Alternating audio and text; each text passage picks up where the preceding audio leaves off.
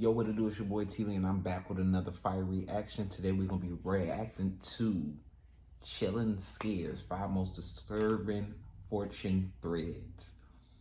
Damn, it's been a while. I feel like we did some Chillin' Scares, but yeah, we finna jump into it with another episode. You already know what it is. But before we start, I need you to like, subscribe, turn on that post notification bell. You already know we're on that road to 100K subscribers. Let's get straight to it. Super 8 static. Just before midnight on the 4th of September 2022, a post went up on 4chan talking about a disturbing visual the OP's friends came across on TV. It read, "While talking with my friend, they sent a video of their TV, zooming in on a face surrounded by static. They're residing in a Super 8 hotel with channels 1 through 68, yet they found an unnamed..." And you should have left immediately if you've seen some stuff like that. You want to stay and try to figure it out. That's called fucking around and finding out. You gonna add up and you gonna get solved in a casket. Like 73. The top right corner of the video says Plus TV, which appears to be a now defunct Finnish broadcasting service. There's no sound, and the TV manufacturer is Samsung. They found other channels with static and no sound, but no others have the face or Plus TV logo. Alongside this, the OP also shared a video of what their friend was seeing, and sure enough, it was exactly as they described.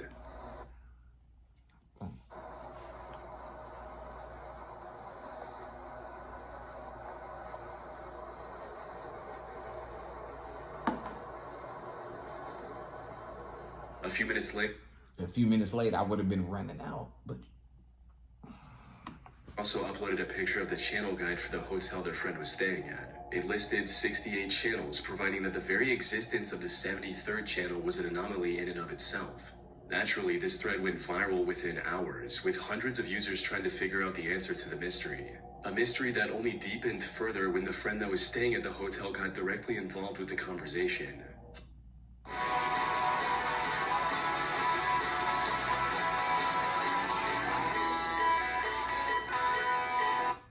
Hi, a friend of the OP here. If anyone actually has any idea what this could be, I'm curious to know. I'll be checking again in the morning to see if the channel's still there. It's 12 a.m. right now and it's the same thing. I have literally no clue what this could be. I've been looking around on Google for stuff, but nothing that looks like this, and I can't think of a reason for this to be here. About 10 hours later, they shared new pictures and a new video of the TV, the face still on it. Unfortunately, they had to leave the hotel at this point and couldn't monitor it any further, leaving 4chan users with almost no leads to work with. There were several theories that gained traction as the conversation went on. The first of which was that the OP staged the whole thing for attention on the internet. As one user mentioned, someone plugged their laptop into the HDMI port and is playing some video file they made. Guys, come on. Which is quite plausible. Analog horror videos of this kind are a dime a dozen on the internet. However, many were quick to defend OP. They pointed out how the TV would have displayed HDMI on the screen if they had switched to it after browsing the legitimate channels, how the static remained consistent across the different channels, and most importantly, that there were no signs of something like a laptop being plugged into the TV in any of the pictures or videos. Now, there's obviously still a possibility that the OP did a very good job of covering their tracks to make it seem as legit as possible, but unless the OP confessed themselves, there's no way to know for sure. That said, assuming that they were telling the truth, we still have a couple of plausible explanations of what might have happened. One of which revolves around the idea that the unsettling imagery on channel 73 was the result of a channel hijacking or hack. A user with extensive knowledge in the field of TV hacking actually came across this thread and left some valuable feedback, reading, "Hey OP, I think I know exactly what this is.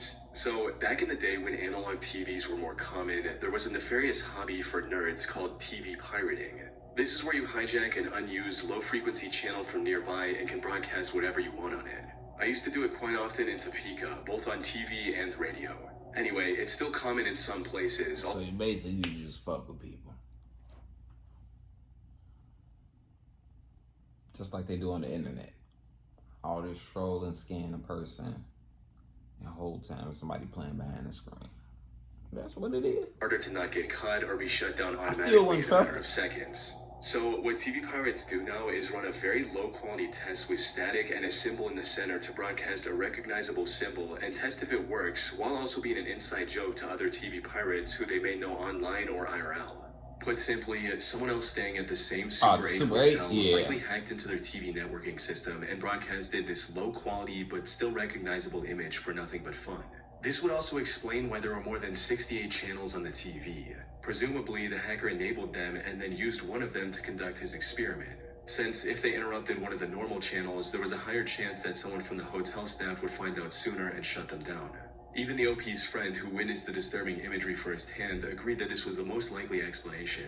However, the TV hacker theory is a bit far-fetched for some, which is where an even more grounded explanation from a Reddit user comes in, stating, "I noticed that logo in the corner, and I'm starting to think it's legit.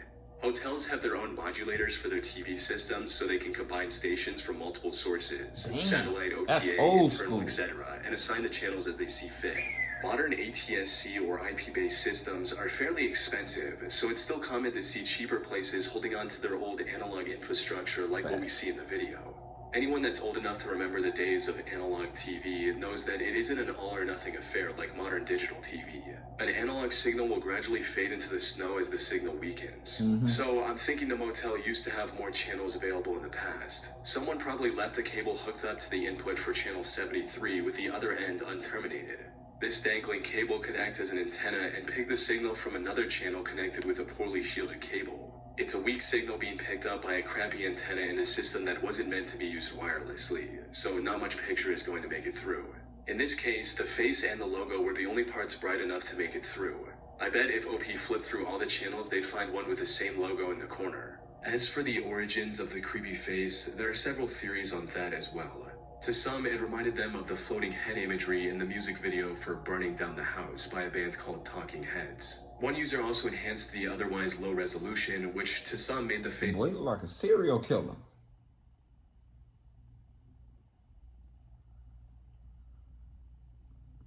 Look like he'd be on an episode of Midwest Safety.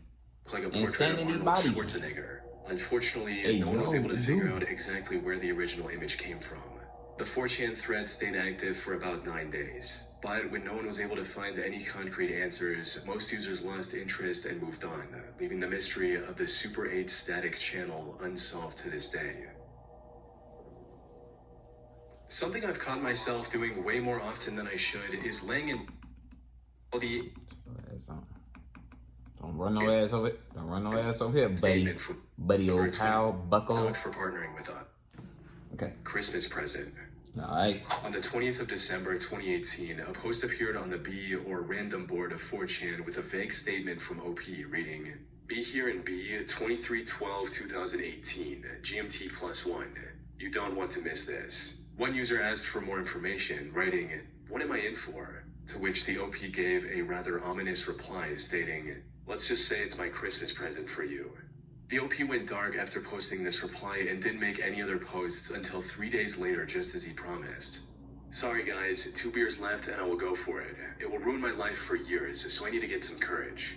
Initially, most users were either confused due to the OP's vagueness or sympathetic towards him, with one person writing, "Go for what? Don't ruin your life, bro. Do some good stuff for yourself." But after several people asking about his motives, he finally confessed that he was going to take the life of his own father, and that he was just waiting for him to fall asleep. As the OP continued to provide more details about his circumstances, the tone of the thread shifted from users doubting him to many encouraging him to go through with his plans. Don't give up halfway through. And all them, you should catch their ass and they should go down too. Of course, the killer. But all you that's egging it on, y'all deserve to go down too. He finished the job. One user even went as far as to write a whole guide on how the OP should execute his plan, stating, "You've got to plan it better, Anon. You'll be the prime suspect by tomorrow and be in cuffs within a week. Don't do yourself that way. If he's taken advantage of people the way you say he has, then there will be plenty of motive for many people to end him. You have a great opportunity for the police to say, well, this guy wronged so many people, it could be anyone. We have 126 prime suspects at the moment. Spend 2 months doing nothing but researching unsolved murders, then smash and burn your hard drive and throw it in a lake 100 miles away. Have an alibi. Be away. Have your story straightforward and never change it. Be prepared to be questioned, then get on with it." Maybe some of them still believed that the OP was just making up everything for attention, However, things took a very dark turn about an hour after the beginning of this thread, when the OP posted a picture of what looked like the entrance to a bedroom with the caption simply reading, "Wish me luck." About 30 minutes after that, the OP returned with one final picture, proving that he went through with his plan, stating, "OP here, I'm about to call the police for myself." Not long after that, the police in Austrad, Norway received a call from the OP confessing to his crime. Though, because of Norway's strong privacy laws, the only information about the OP that became public was that he was in his 20s. Apart from that, the OP of this disturbing 4chan thread remains anonymous to this day. Boy, what the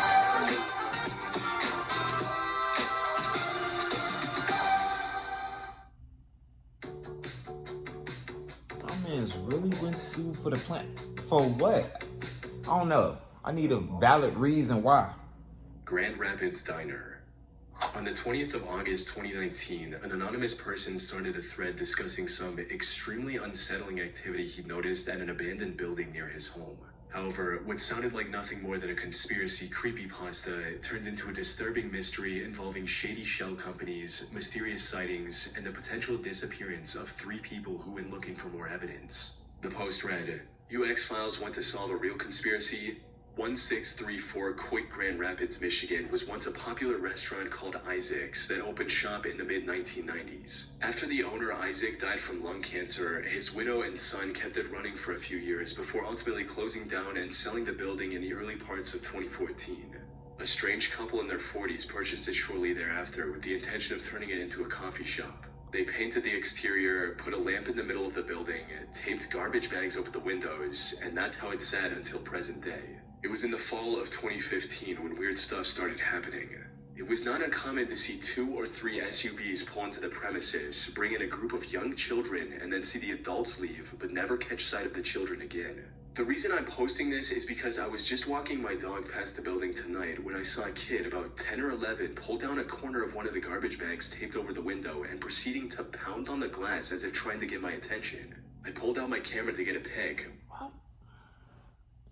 Why would you pull out a camera and get a pill? Why wouldn't you try to help? Call 911.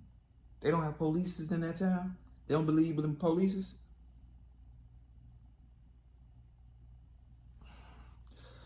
Right before the flash went off, he was seemingly pulled away by someone.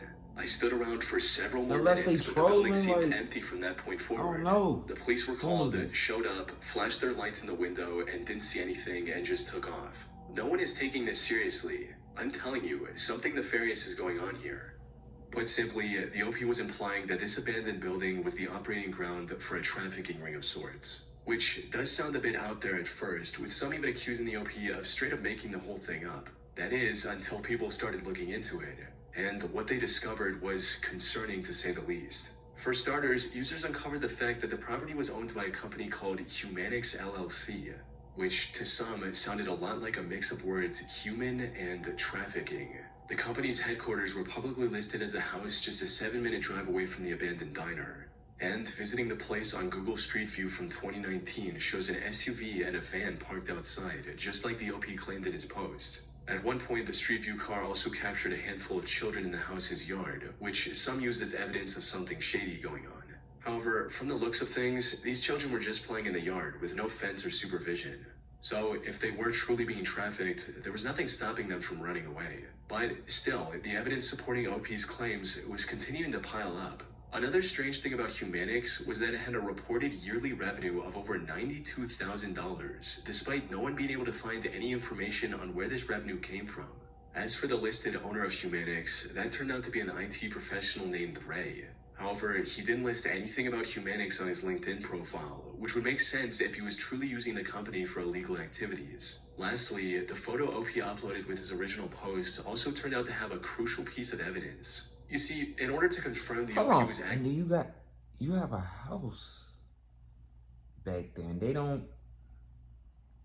Something ain't adding up. Like, one who took this picture, other users made him post another picture with a timestamp. However, while the background of this new photo looks similar to the previous one at first glance, keen-eyed users noticed a shadow from behind the door was missing in the second photo, suggesting that there was someone hiding behind the door who later moved away. Likely the same person who in the OP story pulled the child away from the window. These discoveries, combined with some users from that area backing up OP's claims, made 4chan users extremely curious about what was going on, with a few deciding to take matters into their own hands and visit the area themselves. One user drove to the location and managed to stream their visit. And while the stream itself has since been deleted, a screen grab from it survived. It showed the interior of the place, which was a total mess. There was nothing there to suggest that the property had been under renovation for years by that point. Another user also visited the diner and streamed everything on Twitch. However, this stream introduced even more questions than it answered. For starters, at one point during the stream, we could clearly see handprints on the window, exactly where the OP claimed the child was banging earlier. The person streaming this location also ended the stream in a very disturbing fashion, where he heard something in the darkness, went to check on it, and then went offline. Okay, I thought I heard something back here.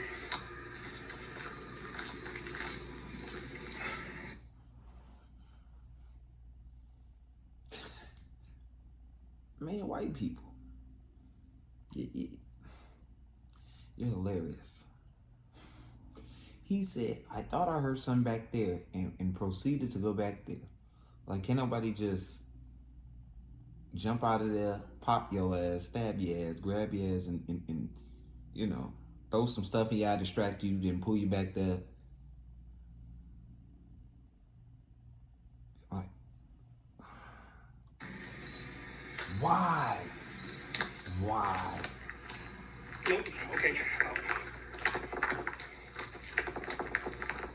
He get hard though. Oh shit. Dang. Nice try, but remember, O for out. Electrons go out to oxygen. Move fast. It's been over 6 years since then, and this user has never streamed on Twitch again. Probably Almost as got if a he new disappeared Twitch. that night, which unfortunately seems to be a trend with this mystery. Both the OP and the person who streamed the interior first have also disappeared from the internet, and supposedly no one has heard anything from them ever since. So, what's going on here?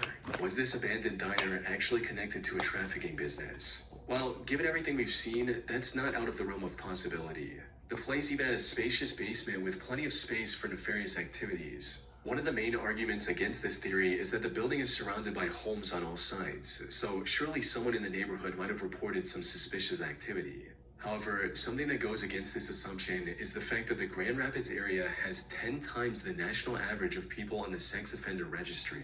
So, if this business was actually what the OP insinuated, there would be no shortage of customers nearby.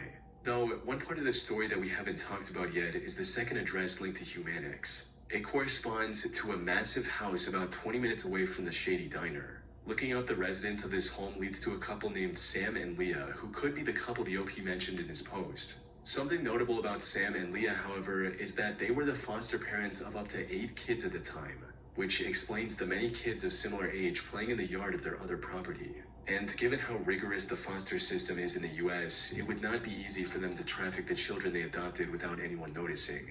Now, a potential explanation for all of this is that the OP saw the couple in the area once with their foster children and made up the rest of the story for attention online. Yeah. But while this explains some parts But of the this mystery, part- there are still many questions left unanswered.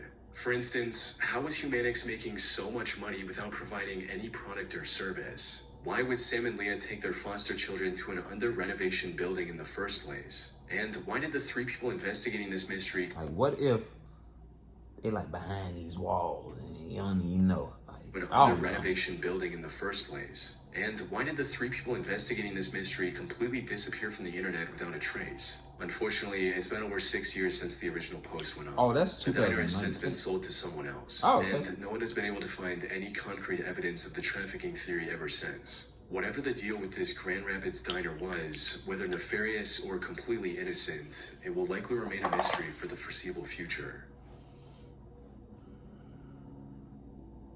Northwest warning. On the evening of Damn. September... Alright, y'all. Storage got full. So y'all already know I'm gonna put the full video below. Appreciate y'all for watching. You know what I'm saying? Appreciate y'all for watching. Make sure y'all like, subscribe, turn on that post notification bell. You already know we on that road to 100K subscribers. And I'm out.